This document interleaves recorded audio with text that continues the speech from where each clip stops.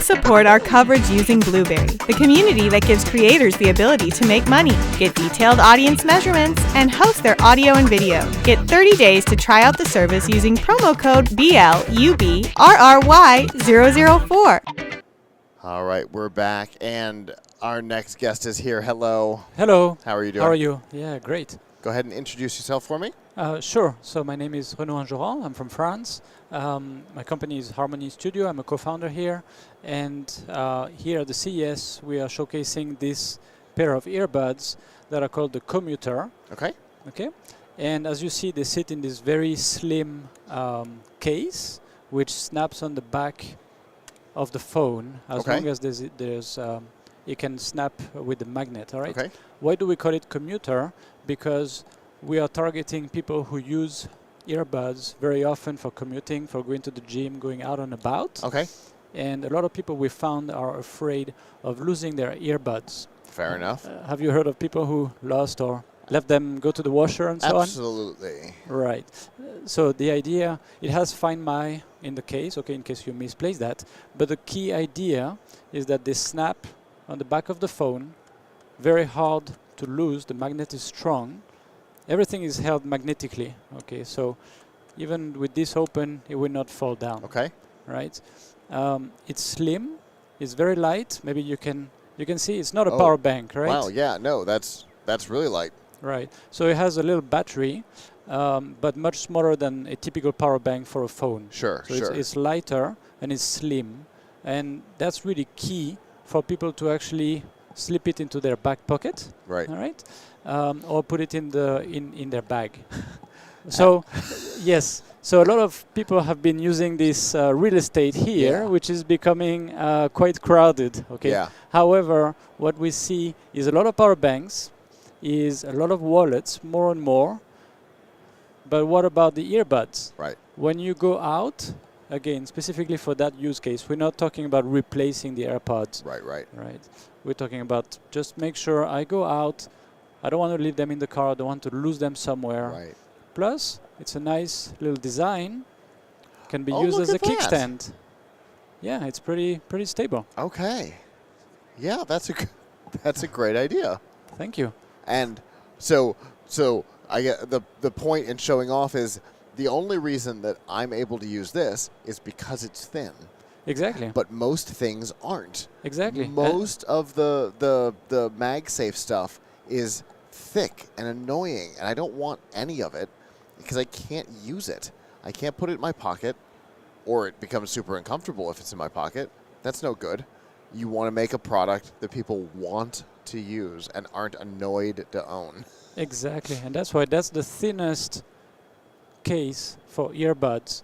We've developed the earbuds from scratch so that everything is thin without being too thin and uncomfortable, right? Yeah. So it still sits comfortably enough in the ears.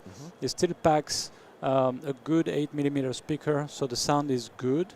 And it has active noise cancelling. Okay, all in these little slim earbuds. Wow. So there's been 2 years of development, and it all sits nicely in this thin case. Again, this is really key. Yeah. This and the strong magnet. Yeah. So what kind of battery life are we looking at on these? So the earbuds themselves, if the volume is not very high, you can count on 3 hours. Okay. And then the case itself, on its own, okay, once you've charged the case, either with USB-C or wirelessly, you can count on 25 to 30 hours of listen time. Okay. Right? Plus, for people who use a Samsung phone, we've seen some people try it with their Samsung phone and they're like, oh, look, like it's charging. If you authorize it on those phones, then it can actually even charge from the phone, which is not necessarily what people want to do with their phone, right? Deplete the battery, but it's a possibility. But with Apple products, it's not possible. They don't allow. Because of the two-way charging on Samsung. Exactly. Got it. And now that we have the magnet on Qi 2, thanks to our friends at the Wireless Power Consortium over here, Qi 2 now has the magnet on all manufacturers. It opens a lot of possibilities. It certainly does. Yes. That's fantastic. Right. Yeah, so thank you. how did you decide that this was a problem you wanted to solve? We did, yes. Okay, that's a good point. We did quite serious market research. So I took 2 weeks and lined up a bunch of interviews. My calendar was full. People in downtown LA, and just Zoom call after Zoom call, presented several industrial designs and look-like prototypes, and asked a lot of questions about the way they use their earbuds and what kind of issues they have and so on and so forth. And that's how we landed, okay, this is relatively a classic, simple design that will look good on iPhones and most Android phones, okay? And really the pain point of, hey, I'm afraid of losing the earbuds. Right. I already lost 2 pairs of earbuds and so on and so forth, came up so often. We're like, okay, that's what we need to focus on. So strong magnet, very, very important. Find my in the case, and everything that I talked about, as thin as possible, so it's convenient. We're really targeting, again, people who commute, go to the gym, go walk around, typically where you might lose your earbuds. Yeah. And maybe coffee shop, wait and, watch something and just use it. I was hoping you were going to do that and that it was going to work. Yes, of course it does. Of course it does, yes. And it's pretty strong. Okay. So where are we in production on this? Is it coming soon? Is it out in the wild? What does that look like? So we're in pre-production. Okay. What you can see here is already from production tooling, hot steel tooling already cut. Okay. And we are looking at a few iterations, revisions of tooling just to make it really nicely finished. A few improvements in the software at the same time. Okay. Pre-production pilot runs, extra testing for reliability, getting compliance done, and mass production in May. Right. Okay. So it's about 5 months from now. Okay. Mass production in May, hitting consumers. Starting to fulfill maybe end of May. Okay. End of May, June, right?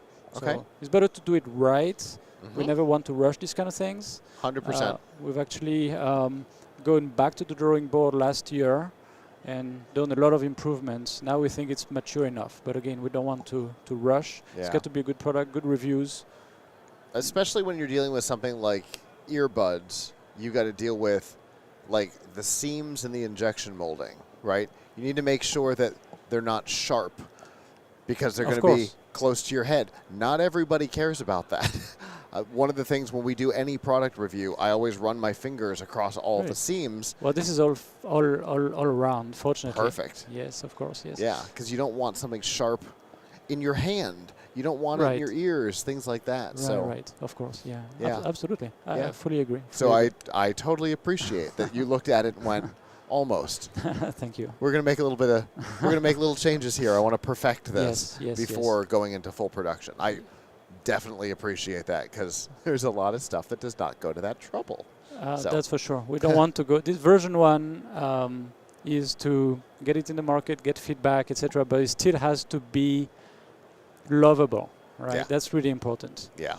Yeah. So what kind of price point are we looking at? Retail price suggested is $129. Okay. That's what we're looking at. Yeah. Right in the range I would expect.